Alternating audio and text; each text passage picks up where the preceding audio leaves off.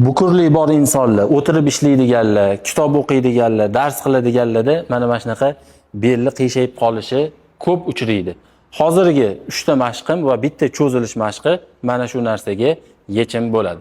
Qaranglar, bu juda ham oddiy, hech narsa bizga qo'shimcha narsalar kerak emas. Nima qilamiz? Qo'limizni orqaga o'tkazamiz va tirsaklarimizni oldiga, orqaga maksimalni olib borib olib kelamiz. Maksimalni olib borib olib kelamiz. Keyin boshimizni orqasidan ushlaymiz. Orqadan ushab, xuddi shu narsani oxirigacha ochib yopamiz.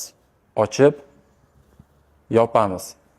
Keyin esa qo'limizni orqaga qo'yib olamiz. Boshimizni egamiz, ko'taramiz maksimalni. Egib ko'taramiz.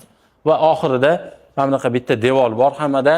Qaranglar, tirsaginglarni devorga qo'yasizlar, qo'linglarni kuragiga qo'yasizlar. Mana bunaqa kuragiga bitta oyoqni taqaysizlar va o'sha oyoq bilan maksimalni o'zinglarni itarasizlar, ko'kraginglar devorga tegishi kerak. O'shanda mana mamtinglar pulni cho'ziladi. Har bitta tomonni yaxshilab mashqlarni qilgandan keyin cho'zib boramiz.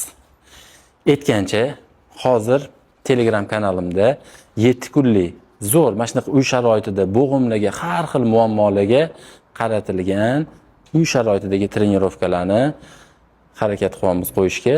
Telegram kanaliga obuna bo'lib qo'yinglar. Foydali bo'ladi, xudo xolasa.